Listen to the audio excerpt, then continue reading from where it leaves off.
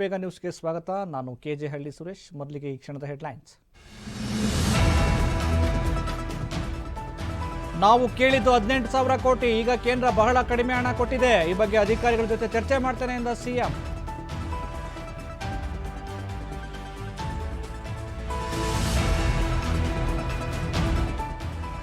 ಕೇಂದ್ರದಿಂದ ಬರ ಪರಿಹಾರ ಬಿಡುಗಡೆ, ಆನೆ ಹೊಟ್ಟೆಗೆ ಅರೆಕಾಸಿನ ಮಜ್ಜಿಗೆ ಕೊಟ್ಟಿದ್ದಾರೆ. ಹೋರಾಟವನ್ನ ಮುಂದುವರಿಸುತ್ತೇವೆ ಎಂದ ಡಿಕೆಶಿ.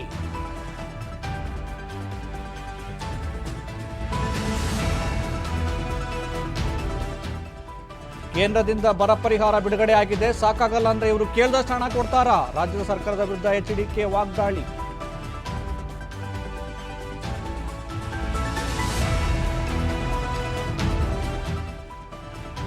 ಕಾಂಗ್ರೆಸ್ ಹಿಂದುಳಿದ ವರ್ಗಗಳಿಗೆ ಅನ್ಯಾಯ ಮಾಡ್ತಿದೆ, 4% ಮುಸ್ಲಿಮರನ್ನ ಒಬಿಸಿಗೆ ಸೇರಿಸಲು ಹೊರಟಿದ್ದಾರೆ. ಹುಬ್ಬಳ್ಳಿಯಲ್ಲಿ ಪ್ರಹ್ಲಾದ್ ಜೋಶಿ ಆರೋಪ.